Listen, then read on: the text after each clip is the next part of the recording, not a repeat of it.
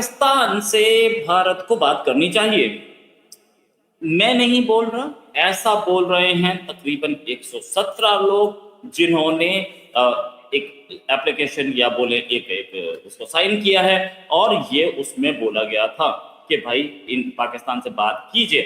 सबसे पहला नाम डॉक्टर फारूक अब्दुल्ला, मीरवाइज उमर फारूक। ये मीरवाइज उमर फारूक वही हैं जिनके फादर को पाकिस्तान का स्पॉन्सर्ड टेररिस्ट ने मारा था। महबूबा मुफ्ती हैं, मनीशंकर अय्यर हैं, as Dulat farmer raw chief हैं इसमें। मोहम्मद यूसुफ तारिगामी, चलिए तो कम्युनिस्ट है, ऑफ कोर्स तारिगामी तो बोलेंगे। और शाहिद सिद्दीकी हैं, रीटा मंजंदा है, बहुत सारे लोग हैं जिन्होंने ये बोला है कि यस कि इंडिया को, प्राइम मिनिस्टर मोदी को पाकिस्तान से बात करनी चाहिए पीस के लिए या किसी और इनिशिएटिव के लिए। मैं इन सारी बातों पर कहीं इत्तेफाक नहीं रखता, क्योंकि ब्लीड इंडिया विद 1000 कट्स एक पॉलिसी थी जो कि उन्होंने क्या इंडिया से पूछ के बनाई थी या इंडिया से बात करके बनाई थी। तो जब वो अपने अंदर ही ऐसी पॉलिसीज बनाएंगे तो कौन उनसे बात करेगा। लेकिन मेरे साथ हैं मेजर जनरल डॉक्टर राजन कोचर। सर बहुत बहुत स्वागत आपका हमारे शो में। सर ये जो लोग लिख रहे हैं कि साइन की जा रही है एप्लीकेशंस के पाकिस्तान से बात करो, किन क्या बात करनी चाहिए? देखिए जहन रोहित जी और आपके व्यूअर्स को भी जहन मेरी तरफ से। एक भारतीय होने के नाते एक बहुत जिम्मेवारी होती है हम लोगों की कि जो भी हम बोले या हमारा एक्शन अपना करें वो उसका क्या मकसद होना चाहिए। पहली चीज, ये जो ट्रैक टू डिप्लोमेसी का इसको नाम दिया जा रहा है, ये ट्रैक टू डिप्लोमेसी नहीं है। ट्रैक टू डिप्लोमेसी क्या होती है? वो होती है जब गवर्नमेंट डायरेक्टली नहीं बात करना चाहती तो वो अपने कुछ नुमाइंदे सेलेक्ट करती है और वो पाकिस्तान के लोगों के साथ 1 to 1 बात करते हैं। और एक जो व्यू पॉइंट है जो गवर्नमेंट डायरेक्टली नहीं दे सकती, वो व्यू पॉइंट आपका कन्वे किया जाता है कि आपके रिलेशंस को बेहतर करने के लिए, बट इसमें गवर्नमेंट की चॉइस होती है। यहां पे जो हम देख रहे हैं, और मिनिस्ट्री ऑफ एक्सटर्नल अफेयर्स की भी स्टेटमेंट आपने सुन ली है, दूध का दूध पानी का पानी हो चुका है। उन्होंने बोला कि हमको इससे ये इनिशिएटिव से कोई हमको लेना देना नहीं है और हम इसको सपोर्ट नहीं करते हैं और ये जो हमारे व्यूज इसके साथ मेल नहीं खाते। तो मामला वही खत्म हो गया। इसका मतलब कि ये जो आपका इनिशिएटिव आपका लिया जा रहा था इसमें, और आप जिस टाइप के लोगों को अगर आप आइडेंटिफाई करें इसमें, तो आपको वो एक कॉन्फिडेंस नहीं देते हैं कि वो इसको भारत के हित में बात करें। दूसरा, ग्राउंड रियलिटीज। आज की डेट पे ग्राउंड रियलिटीज क्या है? अब पाकिस्तान इंडस वाटर ट्रीटी को इंटरनेशनलाइज करने की कोशिश में है। एक एफएटीएफ की मीटिंग हो रही है जिसमें भारत ने डोजियर तैयार किया है पहलगाम का, और जो उसको प्रेजेंट किया जाएगा with all facts and evidence, और पाकिस्तान को एफएटीएफ की ग्रे लिस्ट में लेके आया जाएगा। और एक जगह हम देखते हैं कि शोएब अख्तर की उस मदर का जो फ्यूनरल था या जनाजा था, उसको वहां पे पाकिस्तान के टेररिस्ट लीडर्स, जो पाकिस्तान बोलता है कि हमारे यहाँ पे कोई टेररिस्ट कैंप्स नहीं है, लश्कर ए तोयबा, जैश मोहम्मद, ऐसी तरीके के हम ये पालते नहीं हैं, वो जो उनका दावा है वो खारिज हो गया। पूरे आपके वर्ल्ड ने देख लिए। और जिस तरीके से उनके मिनिस्टर्स की स्टेटमेंट आती है, हाथ काट देंगे, ये कर देंगे, वो कर देंगे, बकवास। तो ये एक ऐसे माहौल में कौन पीस की बात करे? हम तो चाहेंगे पीस हो, बट पीस उस देश के साथ हो जो पीस को, एक ट्रस्ट को, एक भरोसे को, उसको कायम रखने के काबिल हो। अब आपने कारगिल देखा, इसको क्यों हुआ? प्राइम मिनिस्टर वाजपेयी लाहौर गए और उसके कुछ दिन बाद आपने कारगिल देख लिया। प्राइम मिनिस्टर मोदी भी गए थे शुरू में, अगर आपने देखा होगा, पाकिस्तान नवाज शरीफ की इनविटेशन पे, आई थिंक 2014-15 की बात है। फिर उसके बाद क्या हुआ? आपका पुलवामा होता है, आपका उरी होता है। तो इसको पाकिस्तान को भारत ने बहुत मौके दे दिए। अब पाकिस्तान को और मौके नहीं दिए जा सकते हैं और इसीलिए जो हमारी गवर्नमेंट है वो साफ एक स्टेटमेंट देती है that operation Sindoor is continuing. इसका एक स्ट्रेटेजिक मैसेजिंग है पाकिस्तान के लिए, बताने के लिए कि आप इसको समझिए कि दोबारा से हम इस तरीके के हमले नहीं कर पाएंगे। अगर आप जुर्रत करेंगे हमारे देश के अंदर ऐसी कोई भी आतंकवाद इसको इंसिडेंट दिखाई देता है तो उसका आपको जवाब मिलेगा। दूसरा एक इंपॉर्टेंट एस्पेक्ट मैं यहां पे लेना आता हूं कि जो प्लेयर्स हैं इस गेम में वो इंडिया पाकिस्तान नहीं है। प्लेयर्स इस गेम में है यूनाइटेड स्टेट्स और चाइना।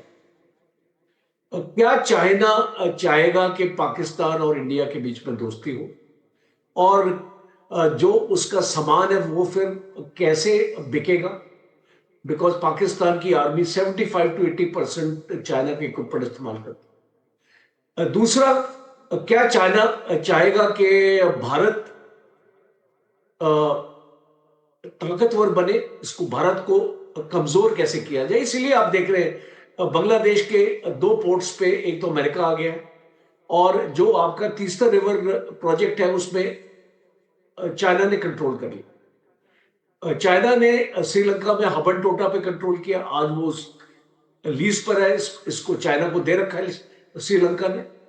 नेपाल में क्या हो रहा है, इसको चाइना उसको वहां पे दखल दे रहा है। भूटान में क्या हो रहा है, आपने डोकलाम के एरिया देख लिया, वो चाइना ने इसको भूटान के साथ एग्रीमेंट ऑलरेडी कर लिया है और डोकलाम उसको बाटर में मिलने वाला है। और बांग्लादेश में क्या हो रहा है, तो आपने ये देख लिया है कि चाइना भारत को हर एक तरफ से घेरने की कोशिश कर, और अमेरिका जो आपका सो कॉल्ड आपका एलाई है। और एक आपको इंटरेस्टिंग न्यूज मैं आपको बताता हूँ, आपको इसमें आश्चर्य नहीं होना चाहिए, बिकॉज एक यूनाइटेड स्टेट्स जैसे सांप को आपने पाल रखा है अपने देश में। ये जो आमका प्रोजेक्ट है आपका, गवर्नमेंट ने अनाउंस किया है कि आमका will be given to the private sector, और ये पिछले हफ्ते की आपकी अनाउंसमेंट है, बिकॉज वो हमारे इंडियन एयरफोर्स के लिए बहुत जरूरी है। आज 13 स्क्वाड्रन्स की डेफिशिएंसी है, पर इस आमका का इंजन कहां से आएगा? वो है G414। और अमेरिका क्या करता है, ये अमेरिका अनाउंस करता है कि अगर ये इंजन हमसे लेगी तो जो ऑलरेडी कॉन्ट्रैक्टेड कॉस्ट है उसको अमेरिका ने डबल कर दिया, बिकॉज वो जानता है कि अब भारत की मजबूरी है तो इसको भारत को तो लेना पड़ेगा, और इसलिए हम इसका कॉस्ट डबल करते हैं। तो अब इसको रशिया की स्टेटमेंट आज मैं पढ़ रहा था न्यूज़पेपर, रशिया ने इंडिया को दोबारा बोला है कि आप Su-57 हमसे लो, हम आपको ट्रांसफर ऑफ टेक्नोलॉजी देंगे और हम आपको जो पूरा आपको स्पेयर सपोर्ट, आपको हर एक चीज मिलेगी और हम आपके साथ खड़े हैं।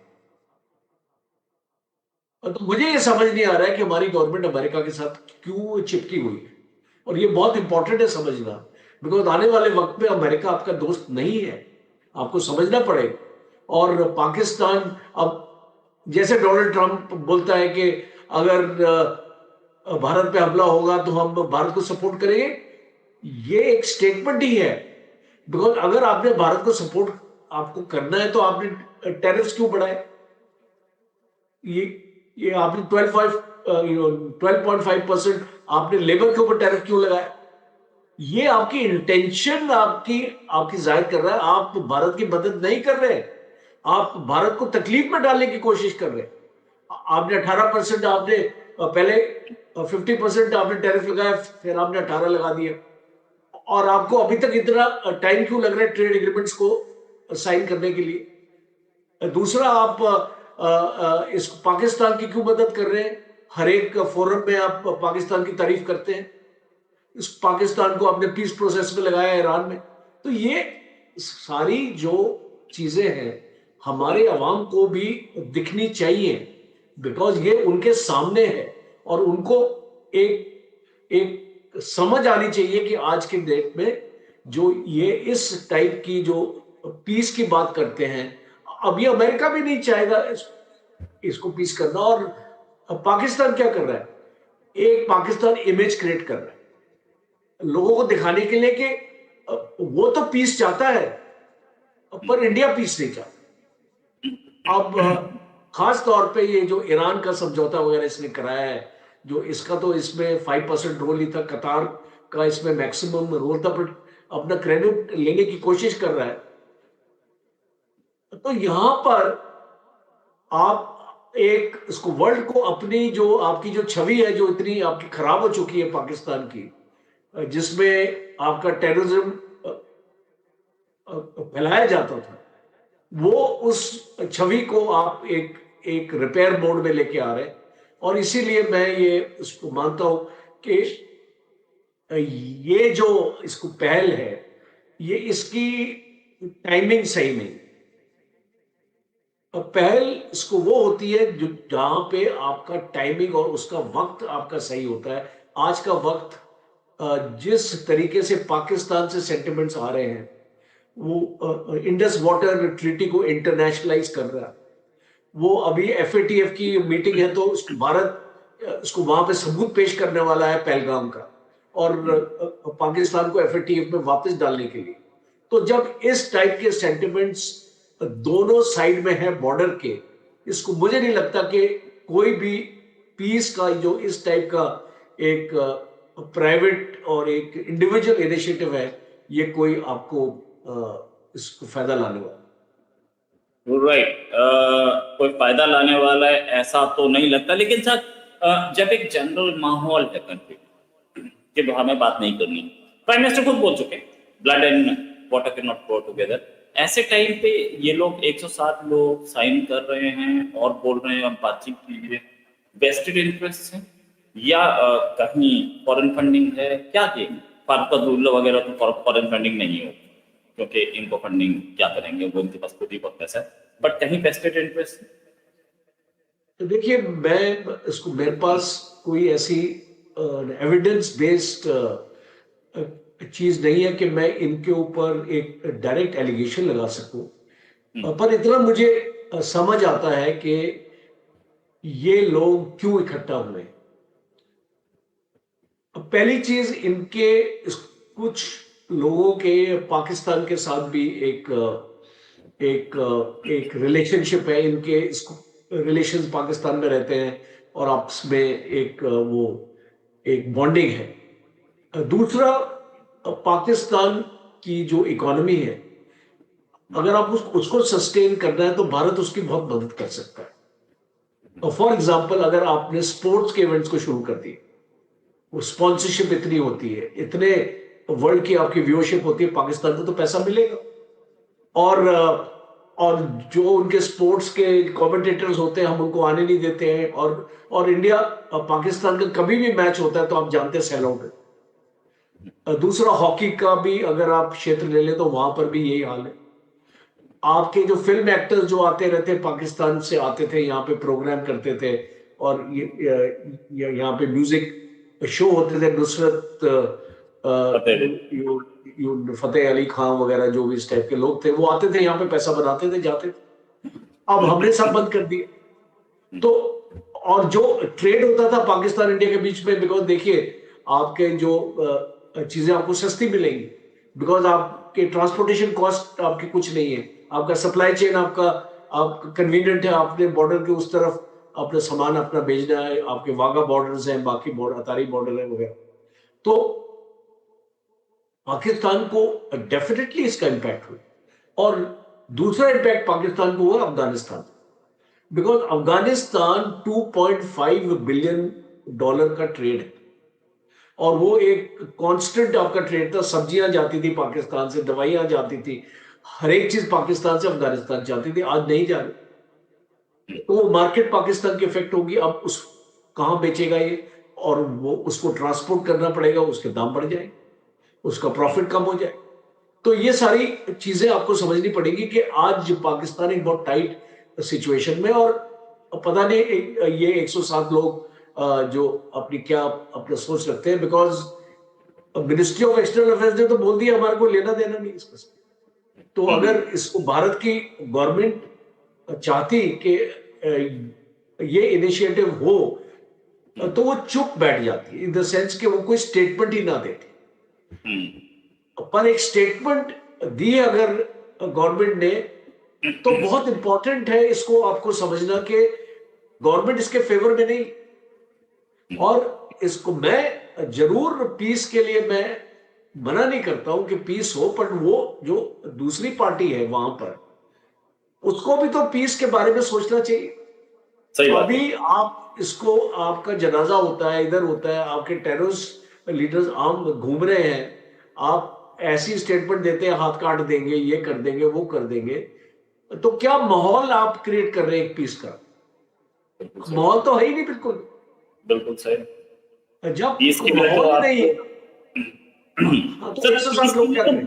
पीस के लिए तो आपको पहले कॉन्फिडेंस बिल्डिंग करनी पड़ती है और उसके बाद पीस होती है। यहाँ तो उल्टे ही आ रहा है कि हम अटैक कर देंगे, हम न्यूक्लियर बम मारेंगे, हम इनके डैम तोड़ देंगे। ये सारी चीजें, आज मेरी भी बात हुई, मैं एक चैनल में बैठा हुआ था तो मेरी भी यही बात हुई।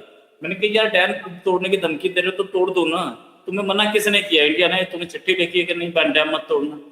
तुम बोल रहे हो अटैक कर देंगे, हाथ काट देंगे, तो काटो ना, हम इंतजार तो कर रहे हैं काटने का, तुम तो काट ही नहीं रहे हो, धमकी दे रहे हो सिर्फ। भाई हम भी तो चाहते कि तुम हमारा हाथ काटो, तो हम भी तो चाहते हैं तुम अटैक करो, तुम तो कुछ नहीं कर रहे हो, सिर्फ बोले जा रहे हो। तो ऐसे टाइम पे क्या बातचीत हो सकती है जब ये हाथ काट देंगे, अटैक कर देंगे, वो हम कर देंगे, ये कर देंगे? रोहित जी, एक कहावत है जो आपने अभी जो बोला वो उसके लिए लागू होती है, barking dogs seldom bite. Sir और ये बिल्कुल सही है कहावत, बिकॉज जिसको ठोकना होता है वो बोलता नहीं है, इसराइल की तरह। इसराइल बोलता नहीं है, ठोकता है खाली। राइट। तो वो इंपॉर्टेंट है। आप ये तो भोगते रहेंगे, इनका तो कोई वो अपनी जो अपनी आवाम को खुश करने के लिए बोल रहे हैं, और क्या करें? एक पॉलिटिकल स्टेटमेंट ही तो दे रहे हैं ये लोग। मिलिट्री स्टेटमेंट तो इनकी जरूरत नहीं है। जब हम अपनी फौज भी देख ले तो उसका रेशियो इज 2:1। पाकिस्तान की फौज हमारा क्या बिगाड़ लेगी? लेट मी टेल यू, बस वो न्यूक्लियर की धमकी बार बार देते रहते हैं। इस सिंदूर के टाइम भी जेडी वांस बोल रहे थे कि Pakistan was on the verge of thinking of a nuclear strike. अरे भाई तू इसको दिमाग से क्या तुम पैदल हो गए हो? इस पाकिस्तान का साइज देखो, इंडिया का साइज देखो। अगर ये पाकिस्तान ने न्यूक्लियर स्ट्राइक भी कर दिया भारत पे, तो कितना आप उसको एरिया को अफेक्ट करेंगे। अब ये हमने किया तो पूरा पाकिस्तान खत्म हो जाएगा। तो क्या आप चाहते हैं कि पाकिस्तान की अवाम को इसको खत्म करना अपना खुद ऐसा काम करके? बिकॉज भारत ने तो न्यूक्लियर की धमकी आपको कभी दी नहीं। तो जो ये चीजें एक्चुअली ना, ये एक प्रेशर टैक्टिक्स भी होती हैं कि सीज फायर कराने के लिए। अब जब जेडी वैंस इस टाइप की स्टेटमेंट दे रहे हैं सीज फायर कर लो, अभी पाकिस्तान चाहता है सीज फायर, तो इसको भारत ने भी इसको सोचा कि भाई ठीक है, हम सोचते हैं इसके बारे में। 24 घंटा लिया भारत ने सोचने के लिए। उसके बाद उसको भारत ने बोला कि देखो हमारा ऑब्जेक्टिव अचीव हो गया। हमने ये ऑपरेशन क्यों किया था? हमने टेररिस्ट कैंप्स को डिस्ट्रॉय करने के लिए किया था। हम इसको एस्केलेट नहीं करना चाहते थे। पाकिस्तान ने एस्केलेट किया, फिर हमने दोबारा ये 11 एयर बेसिस को मारा। तो अब वो चाहते लड़ाई बंद करना, हमारा ऑब्जेक्टिव अचीव हो गया तो हम भी लड़ाई नहीं करना चाहते। तो ये एक अच्छी डिसीजन थी, मैं मानता हूं कि ये 4 दिन में खत्म हो गया। बट पर्सनली अगर आप इसको पूछे मेरे से, तो मैं चाहता था कि कुछ दिन और ये इसको लड़ाई हो और कुछ और ज्यादा नुकसान हम कर पाए, बट शायद 4 दिन ही में खत्म हो गया। अच्छा सर, एक चीज और पाकिस्तान बार बार न्यूक्लियर अटैक की धमकी देता है कि हम न्यूक्लियर बॉम्ब मारेंगे, ये करेंगे। इंडिया कभी नहीं देता। मतलब इंडिया धमकी देना नहीं चाहता है या हाँ हमारी न्यूक्लियर कैपेबिलिटी है कितनी, क्या हम मार सकते हैं? इंडिया का ना ये इंडिया का जो नो फर्स्ट यूज की आपकी न्यूक्लियर पॉलिसी हम पहले वार नहीं करेंगे। पाकिस्तान की ये जो पॉलिसी नहीं है, इसको पाकिस्तान की फर्स्ट यूज पॉलिसी, और पाकिस्तान हमेशा पहली बार जो स्ट्राइक करने में बिलीव करता है, हम नहीं करते हैं। हम जो पॉलिसी हमारी ऐसी बनी हुई बिकॉज हम नहीं चाहते कि न्यूक्लियर स्ट्राइक हो, बिकॉज उससे नुकसान बहुत होता है। दूसरा आपने जो सवाल पूछा बहुत अहम है। जब आपके पास एक कैपेबिलिटी है और 170-80 आपके पास न्यूक्लियर वॉरेंट्स हैं जो बताए जाते हैं, ये ओपन सोर्स की इंफॉर्मेशन है, मेरे पास कोई अंदर की जानकारी नहीं है, सिप्री की है। हाँ, तो जब आपके पास इतनी आपके पास क्षमता है तो आपके पास देखिए, आपको न्यूक्लियर के लिए आपको क्या चाहिए होता है? एक तो आपको वॉरहेड चाहिए होता है, एक आपको डिलीवरी सिस्टम चाहिए होता है, एक आपको लॉन्चर चाहिए होता है, आपको मिसाइल लॉन्चर चाहिए होते हैं जो आप इस वॉरहेड को किसी भी अपनी मिसाइल में फिट करके आप उसको फायर कर सकते। तो मैं इतना आपको इसको बताना अपना चाहता हूं कि हमारे पास दोनों कैपेबिलिटीज हैं। हमारे पास उस टाइप के मिसाइल लॉन्चर्स हैं, उस टाइप की मिसाइल्स हैं जो एक न्यूक्लियर वॉरहेड को डिलीवर कर सकती हैं। और पाकिस्तान का जब इतना छोटा सा एरिया है, उसमें ये कोई भी एरिया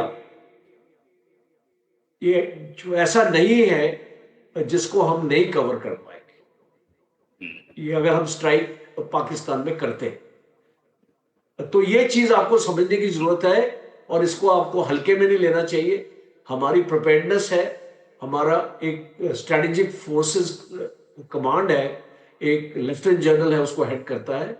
उसकी ये इसको जिम्मेवारी है कि ये पूरा जो हमारा न्यूक्लियर एसेट है उसको सिक्योर रखे, सेफ रखे और उसको ऑपरेशनल रखे। और इसको ऑपरेशन का मतलब है विद इन मिनट्स ये स्ट्राइक हो सकती है और अगर हमको मजबूर किया है। Thanks a lot sir for joining.